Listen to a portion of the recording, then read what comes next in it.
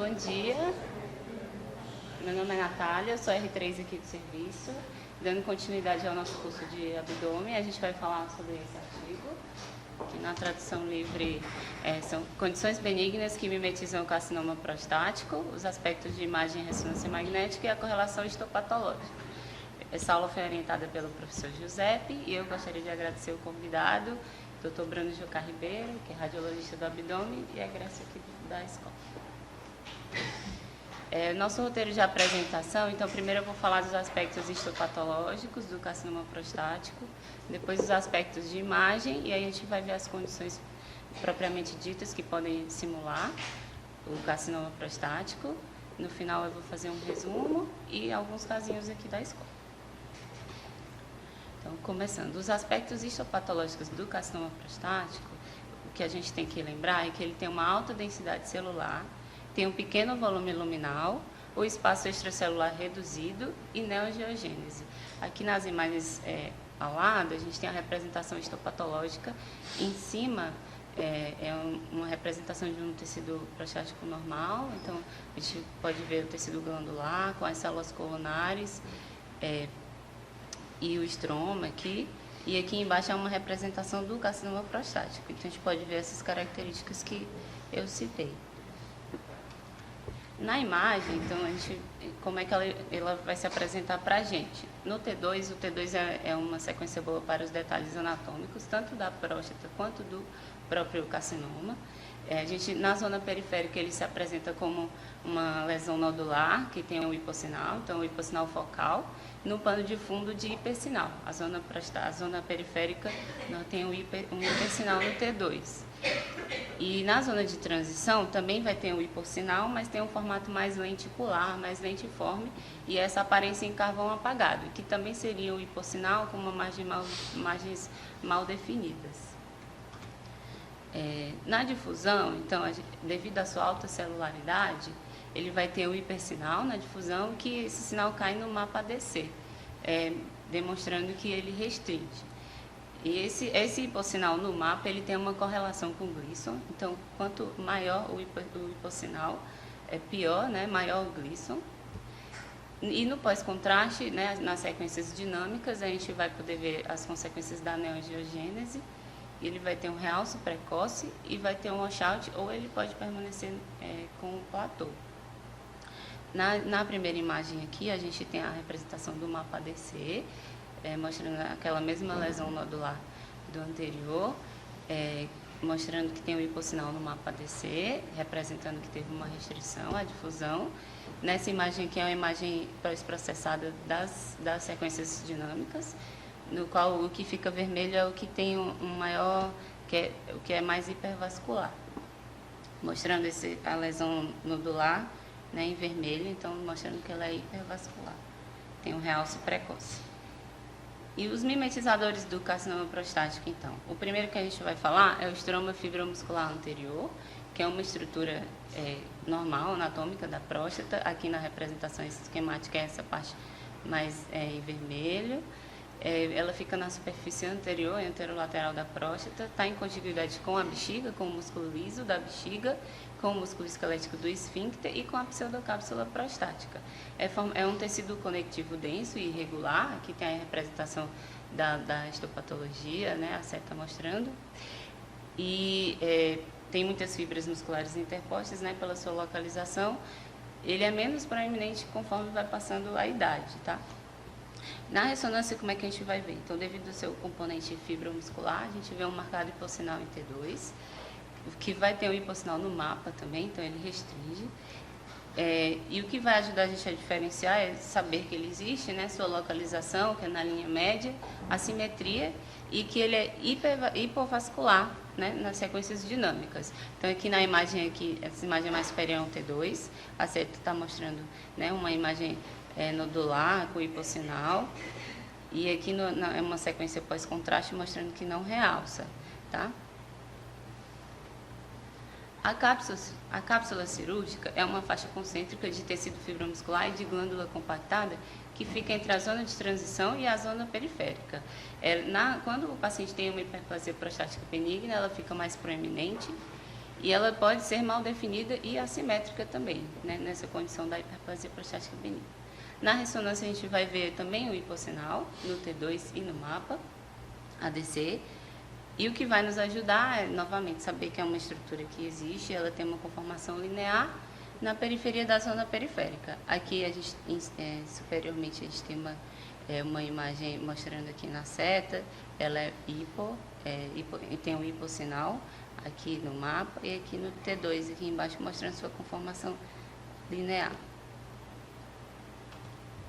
A zona central, né, também é uma estrutura anatômica da próstata, é a camada de tecido que envolve os ductos ejaculatórios, ela vai da base até o vero montano, então aqui está a representaçãozinha esquemática, é essa parte em verde mais claro. Ela tem um formato cônico, é formada de células colunares e tem um revestimento papilar. Ela tem mais glândulas do que a zona periférica.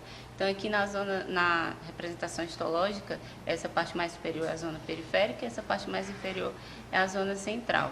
Tem um alto índice epitélio-estroma, né? Tem mais glândulas do que o do estroma. Então, é um estroma denso, que vai reduzindo gradativamente a partir dos 35 anos. A gente tem que lembrar que existem também os carcinomas da zona central, eles são raros, mas eles existem. Mas quando eles ocorrem, eles são mais agressivos, né? Tendem a ter uma extensão extracapsular, ter mais extensão extracapsular, tem um Gleason mais alto e está mais relacionado com a falha bioquímica após a cirurgia.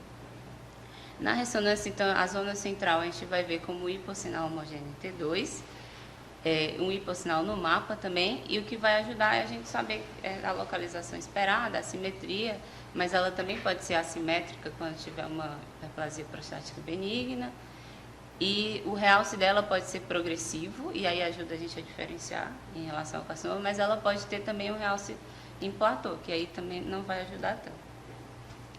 O plexo venoso periprostático, também chamado de plexo venoso de Santorini, ele fica anterior e lateral à superfície prostática. Ele está, né, intimamente relacionado à pseudocápsula, então ele fica mais na periferia exterior. Ele é mais calibroso quando o paciente é mais jovem. E na ressonância a gente vai ver que são estruturas tubulares, podem ter hipossinal no T2 se o fluxo for um pouco mais rápido, né, fazendo aquele flow void, e vai ter um hipossinal no ADC também. Então, quando a gente estiver olhando mais no ápice, que a pseudocápsula é mais rarefeita, e se você estiver pegando um volume parcial, então pode, às vezes, se confundir como uma lesão nodular. O que vai ajudar é você correr o exame, olhar os outros cortes e os outros planos, e você vai ver que, na verdade, é uma estrutura tubular, é um vaso, né? Aqui do lado é a representação, aqui é uma imagem axial em T2, que mostra essa estrutura tubular com hipossinal. Aqui uma imagem pós-contraste mostrando que realçou. Na verdade, é o sangue que está dentro do vaso que está passando. A hiperplasia prostática benigna, então, é uma condição muito frequente, né? É a hiperplasia tanto do estroma quanto das células epiteliais, que vai levar a um aumento da zona de transição e levar a nódulos, inclusive pode ser grandes nódulos. Ocorre tanto a dilatação quanto a proliferação glandular e a proliferação do fibromuscular do estroma também. Aqui mostrando essas características que eu citei. Na imagem, então, a gente vai ver uma zona de transição heterogênea e com nódulos. Esses nódulos podem tanto ter um hipersinal no T2, quando eles tiverem um componente mais glandular, como pode ter um hipossinal, quando eles tiverem um componente mais misto ou com mais componente estromal. Esses nódulos restringem a difusão e tem um realce precoce também. O que vai nos ajudar a diferenciar é que eles são mais delimitados e são encapsulados e que eles têm uma heterogeneidade interna no T2. Então, aqui é a imagem T2, aqui mais superior, mostrando um nódulo de hiperplasia, que tem um componente mais estromal, então ele tem o hipossinal. No ADC ele também tem o hipossinal e aqui no pós-contraste ele tem um realce. Então vamos falar agora da prostatite. A prostatite bacteriana ela pode ser aguda ou crônica. Na aguda é mais comum em jovens devido ao refluxo de urina infectada, né, intraprostático. Então normalmente são os mesmos agentes da ITU comum. Tem um maior índice após manipulação cirúrgica e na aguda é um infiltrado mais mais de neutrófilos. A crônica normalmente é secundária a infecções recorrentes e subtratadas. Normalmente aí a gente vai ver mais em idosos que têm uma obstrução baixa do trato urinário e vai predominar mais linfócitos e pela cronicidade também pode ter uma atrofia glandular. Aqui é uma imagem, representação histológica de uma prostatite aguda, mostrando o infiltrado de neutrófilos e numa conformação mais nodular, mais focal. Então, ela pode ser difusa ou focal. Quando ela for focal, vai ser indistinguível pela imagem do carcinoma prostático. Então, vai ter o hipossinal em T2, vai restringir, vai ter um realce precoce, e ela ocorre mais comum na zona periférica, assim como também no tumor. Na zona de transição, ela vai simular também a aparência que o tumor tem nessa região, e pode ter linfonodomegalia reacional na aguda, né? Então, assim, vai ser indistinguível. O que vai ajudar mesmo vai ser o quadro clínico laboratorial, ou fazer um controle, né, pós-tratamento e ver que regrediu. Aqui na imagem a gente tem uma imagem em T2, mostrando uma lesão nodular com hipossinal na zona periférica, que essa lesão tem o hipossinal no mapa DC. A prostatite granulomatosa, ela tem 5 tipos. Ela pode ser infecciosa também, aí vai se assemelhar mais com a prostatite bacteriana. Ela pode ser idiopática, que é a mais comum, e iatrogênica, após manipulação cirúrgica, associada a doenças granulomatosas sistêmicas também. Aqui a gente ressalta a sarcoidose, mas é bem raro de acometer. E a malacoplaquia, que é uma prostatite granulomatosa específica, que é rara também, isso que eu vou especificar um pouco mais. Então, a infecciosa vai ser bem similar à bacteriana, só que vai ter outros agentes, né? O Mycobacterium tuberculose. Então, a gente vai lembrar de pacientes que fizeram terapia intravesical para câncer de bexiga, né, com BCG. Na histopatologia, a gente vai ver os granulomas, né, bem delimitados, aqui na imagem delimitado pela seta mostrando os granulomas. Pode ter a necrose caseosa central. Tem outros agentes raros que também podem levar a essa condição. Ela pode ser não necrótica, necrótica e florida. Na não necrótica, então, vai ser igual a prostatite bacteriana que a gente viu. Hipossinal em T2, restrição à difusão e o realce, né, moderado a intenso. A necrótica, a gente vai ver as áreas de necrose que vão ter o hipersinal em T2, aqui representado pela imagem. Vai restringir também e não vai ter realce, a partir da necrose. E esse tipo, quando ela tem essa conformação mais florida, ela tende a ter uma extensão extraprostática. Então, pode simular um carcinoma agressivo que está levando a uma extensão extraprostática. A malacoplaquia é um subtipo, né, da prostatite granulomatosa. Ela é bem rara. Ela acomete principalmente o trato geniturinário e é mais comum em mulheres, principalmente o sistema coletor. Mas quando ela ocorre em homens, ela pode acometer a próstata. E tem um achado patognomônico, que são esses corpos de Michaelis-Guttmann, que são inclusões basofílicas remanescentes da fagostose de macrófagos. Então, tem um achado específico que a gente pode ver na histopatologia. Na ressonância, então, é o hipossinal, que é difuso no T2, na zona periférica. Vai ter uma restrição à difusão, vai ter realce pelo meio de contraste e, como ela é uma reação inflamatória difusa, vai ter um abalamento e uma irregularidade da cápsula prostática.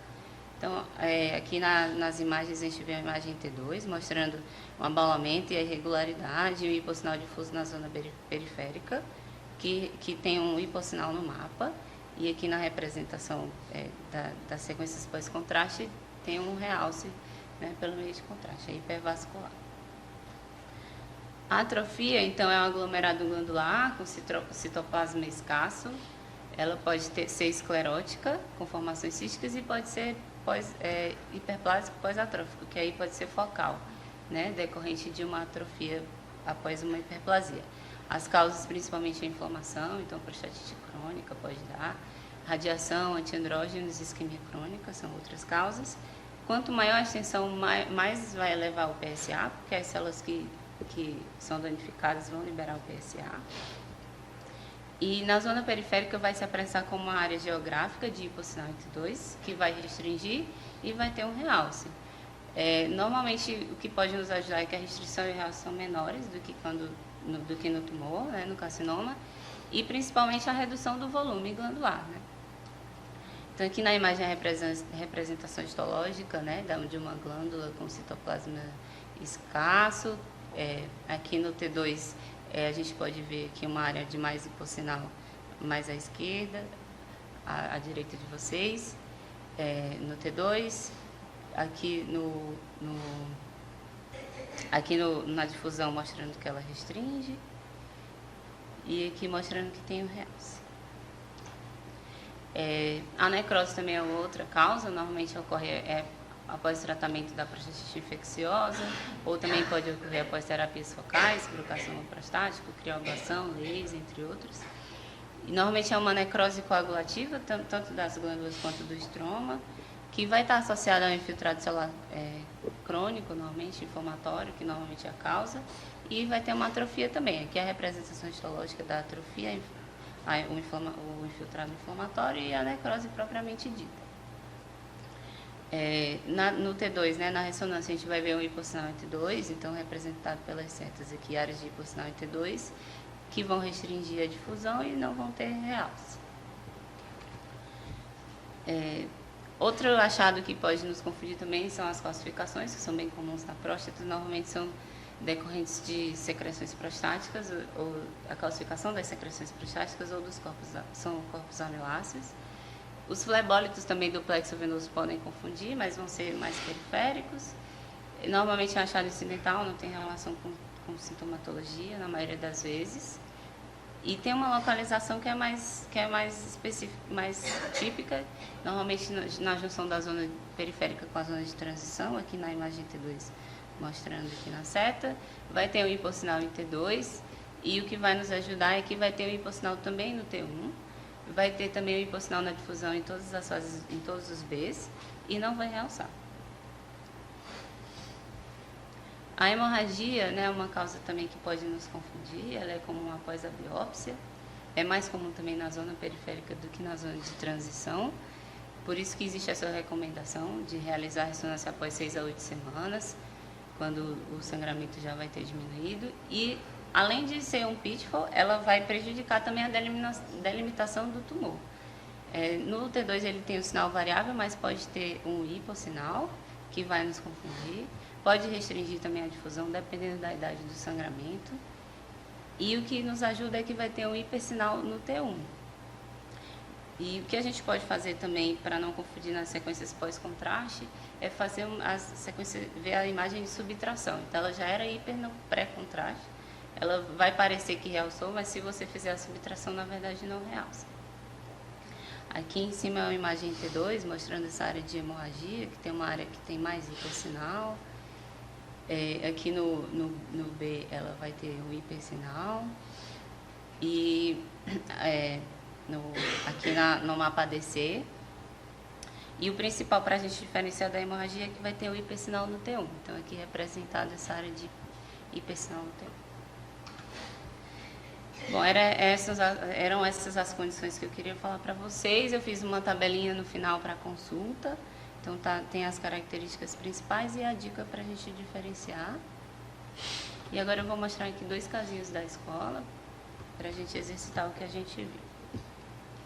Então, o primeiro caso é um paciente de 72 anos, que tem hiperplasia prostática benigna e aumento do PSA e foi fazer a ressonância.